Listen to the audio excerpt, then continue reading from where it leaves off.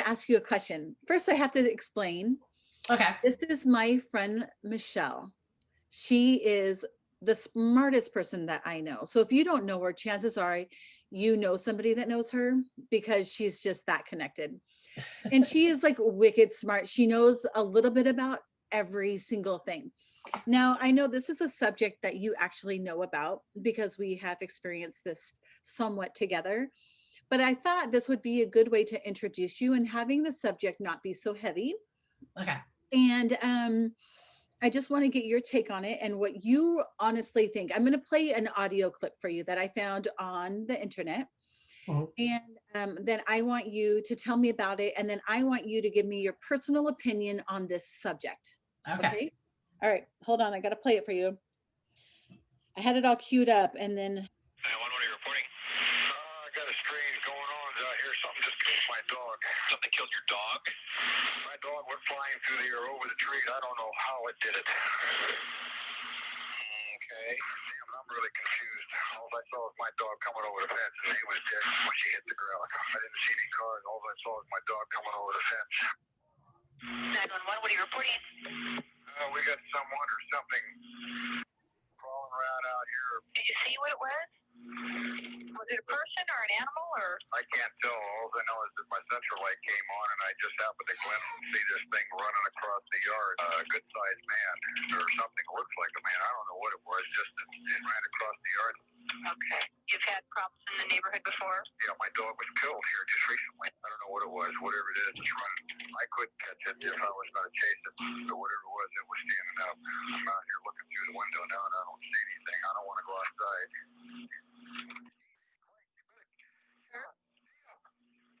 Hello? Somebody out here. What's going on now, sir? That son of a bitch is about 6'9". I don't know. Do you see him now, sir? Yes, I'm looking right at him. Uh-oh. Okay, hang on. He's right there. Is he in your yard, sir? Yeah, God, he's big. Okay, what's he doing in your yard? He's looking at me. And the guy is on foot. I don't know what. He's a big, real big person. That's all I can say. Okay, but it is a person. I'd say it was a person, somebody really big. But he's all in black. Is he a black male or a white male? Did you actually see with it, or was he just wearing black? He's all black and he's big. He is. Michele, Mm-hmm. tell me about this call. Tell me your personal opinions. It's Bigfoot. Well, at first when I heard the dog thing, I was like, whoa, wait a minute. What exactly is this? But then when I heard him talking about something going through the yard, I'm surprised to hear it in like a more suburban environment. That was in Washington. That was in Washington. Yeah. Okay.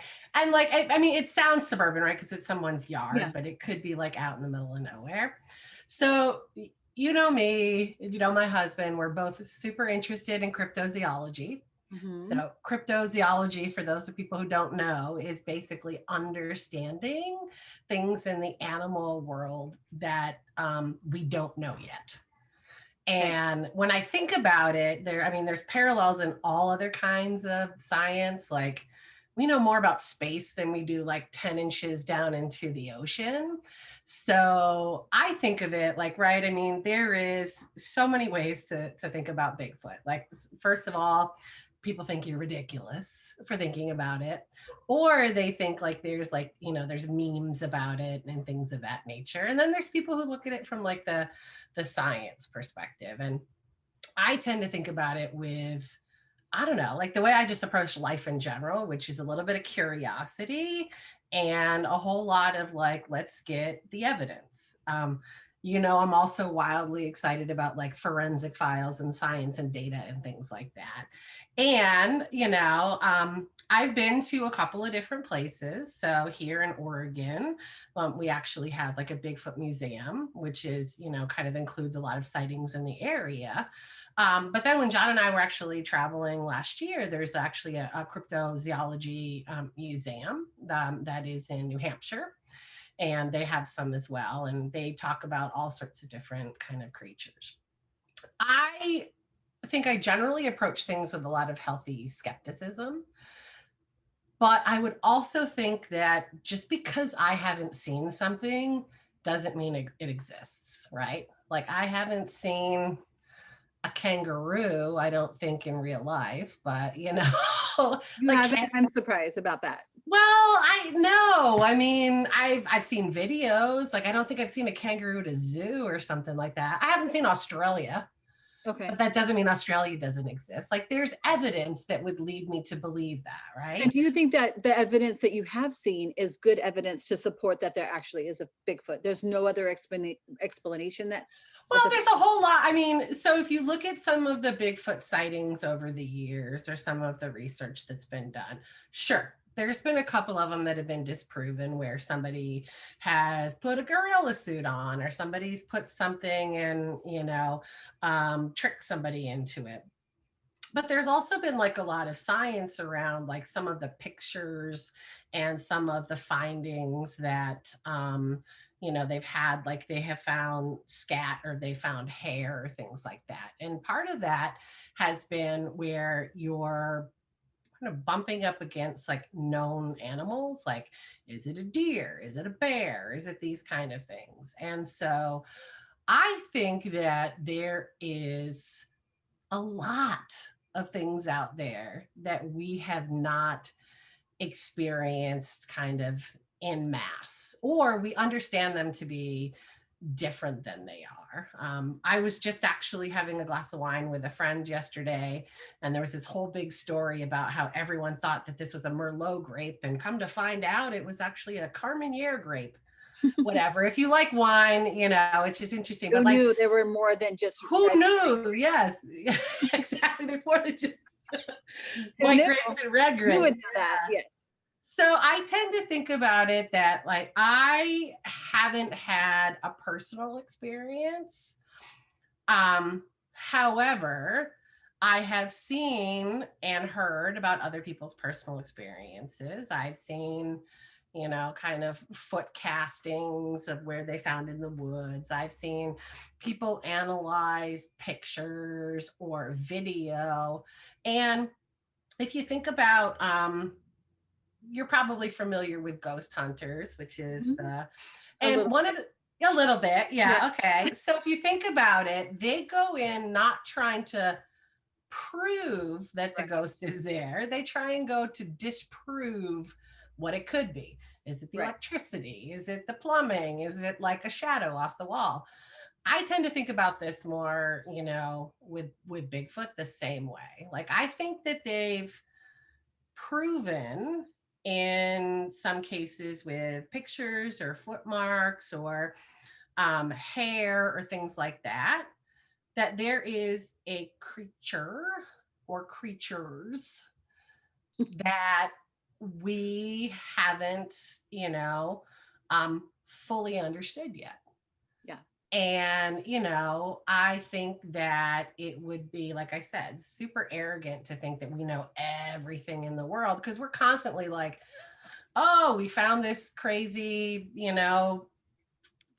four-eared lemur somewhere in the middle of Tibet that we've never seen before that we thought had been dead for thousands of years. So I think that Like the world is so big that there's a chance there's lots of other species that we haven't actually seen yet. of Is that what you're course, saying? yeah. Like, what Yeah. about when it comes to like remains? If something were to have died, would we have seen it? Or is it just so dense in the woods that we may not have? Like, how is it that we don't have any physical proof other than castings of feet and a few pictures here and there? Well, I mean, so why don't we have a skeleton? Yeah. I don't know. I mean, there could be lots of reasons for that. It could be because they live in densely populated areas. All of the skeletons or skeletal remains is not accessible. I mean, I half joke about this lemur, but I think it was some sort of like a mountain cat that they found after thousands of years, but there was no mountain cat skeletons hanging out. There was, like they discovered it, after, like I said, thousands of years, partially because of its terrain. In this particular case, they lived up in mountains and caves and stuff like that. And they were very nocturnal and, and they would also hide when people came around. So You probably haven't found many cougar remains either, right? For that same reason. They're just possibly. And I think cougars, correct me if I'm wrong, are like, depending on where you live in the United States, a cougar is the same thing as a puma and a bobcat or a lynx. they're just named different things depending on the region that you're at. Oh yeah, there you go. Well, so I do maybe actually know that. yeah. That was the only thing, only because Tristan did a science thing on it once. So I actually knew a little bit about that, but I'm sure Yeah. you're much more involved than I am. But think about it. I mean, so like, isn't the Arctic's version of the Bigfoot like the abominable snowman or the Yeti? Yeah. Like, I do think that there is things that don't have an immediate explanation for. And I think that, people want to gravitate towards having, either a preponderance of evidence or, they want to, people want to understand things. Yeah. And it reminds me a lot of like, religion, actually, to a certain extent. Like, you can believe in certain things and never have seen them because people tell you them over and over again. Mm-hmm. And if you look at the history of time, you've got people who believe in like a single God religion and perpetuate the stories over time. And most people around today probably haven't met Jesus in person, or God for that matter. Who knows? I mean, or Allah or Muhammad or whatever, your God may be. That's kind of what makes like, maybe not a direct line to Bigfoot, but like a parallel is I don't understand it, but I believe in it based on a certain amount of information that I have. Would I be willing to say there definitively is? No. But I would be willing to say you can't prove to me that there isn't. So that leaves a whole world of opportunity like there, Okay. So, and besides, you know me, I love my Bigfoot stickers and everyone loves the world's like hide and go seek champion t-shirt, just like the next person does. Right. Well, I do have to say, when I traveled from New Mexico to Oregon, I believe, and my sister saw it too, that we saw a chupacabra. Oh, chupacabras.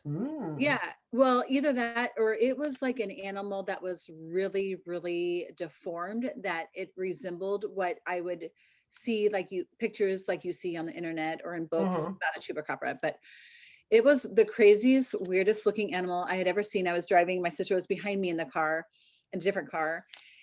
And then when we finally pulled over, she's like, "Did you see that thing?" And I'm like, "You saw that?" Like, I was super excited because I mean, it was like, it was that or an alien. Like, I have no idea. It was, and it looked at me and I was like, it was looking at my soul. Like, I was like, oh my God, like I felt it.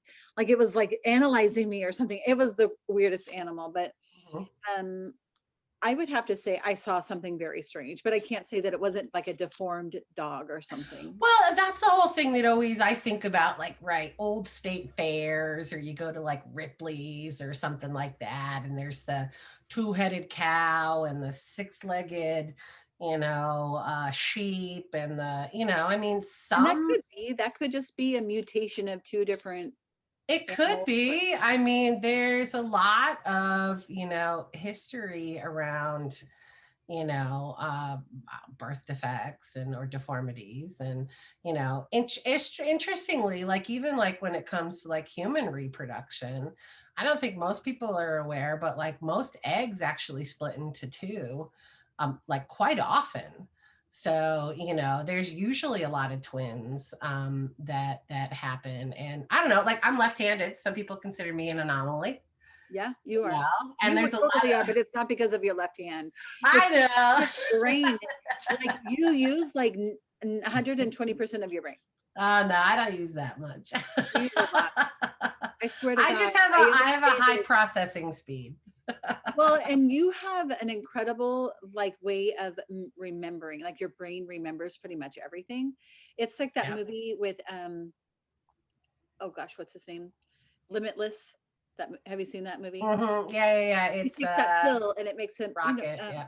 what's that guy's name? I was just gonna call it Rocket Raccoon, but it's Bradley Cooper. Yeah, Because I always think of him in his Guardians of the I Galaxy. not remember that name. Anyway, he takes that pill and he remembers everything, but you do that naturally. Where like I have to read something like 9 times to actually Yeah. get it to sink in, and I cannot even like recall a story where somebody else could understand what I'm trying to say because it's like all over the place. I realize I'm not a great storyteller unless I know it so well and I can just talk to you like this. We're having a conversation. Yeah. I could probably give you enough pieces that you could put it together. You could do it. Not everybody can do that. Like another I've been thing with told it's a Michele- blessing and a curse. Yeah, I mean, Michele is just like this most incredible, probably one of the most like cherished people that I have in my life. But Oh, that not only because you're wicked smart, but you're just a really kind person with a big heart. Your whole family is. So yeah. I'm very happy. Well, when it have comes you. to the kindness awards, I'm telling you, I have a lot of competition on this call, and it's you. because Well, you're we could go back awesome. and forth all day long. Okay. Anyway, this is Michele. This is the first series that I'm doing a little part of the show. It's called Not Sorry I Asked with Michele. And this is the first one we're talking about Bigfoot. And